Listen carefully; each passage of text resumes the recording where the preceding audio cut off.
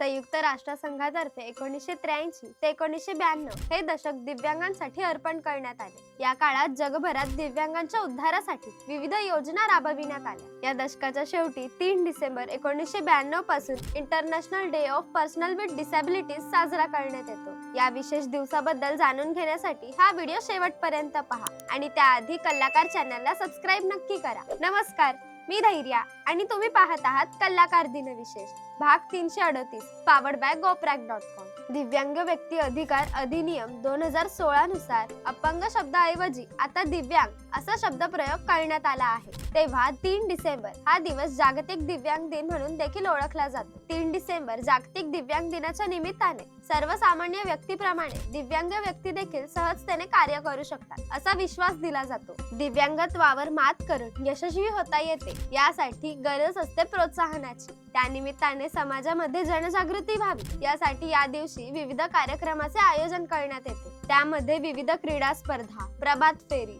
व्याख्याने, भाषण अशा विविध कार्यक्रमांचे आयोजन करून दिव्यांग व्यक्तीचा सन्मान केला जातो। राष्ट्रीय व आंतरराष्ट्रीय पातळीवर विविध उपक्रम हाती घेतले जातात। दिव्यांगांच्या प्रश्नांना वाचा फोडणे तसेच त्यांच्या सहकार्याचे अभिवचन देणे महत्त्वाचे आहे। दिव्यांग बांधवांच्या ठायी असलेल्या छुप्या कलागुणांचा साक्षात्कार होण्यासाठी उत्सव मेळावे भरविणे, त्यांची जगण्याची उभारी वाढवणे हे समाजातील प्रत्येक माणसाचे कर्तव्य आहे। त्यांच्या उद्धारासाठी जागतिक स्तरावरची नियमावली कटाक्षाने पाळली जात नसेल तर त्यासाठी काटेकोरपणे दक्षता घेऊन ते मार्गी लावले गेले पाहिजे। अपंग व्यक्तींना सहाय्य करणे, त्यांना विविध कामे करण्यास पात्र करणे आणि त्यांच्यातील कौशल्य विकसित करणे महत्त्वाचे आहे।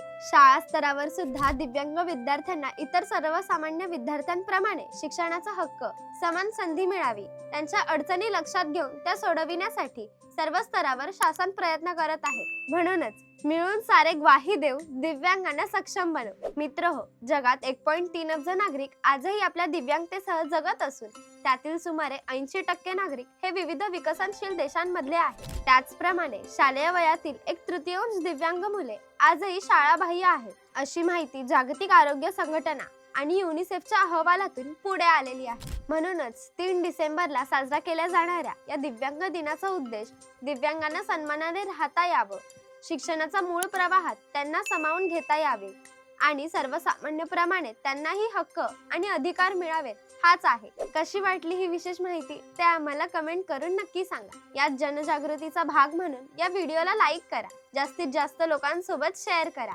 असेच वेगवेगळे इंटरेस्टिंग व्हिडिओ पाहण्यासाठी आपल्या कलाकार चॅनलला सबस्क्राइब करा, इंस्टाग्राम फेसबुक पेजला फॉलो करा आणि बघत रहा कलाकार दिन विशेष पावर्ड बाय goprag.com।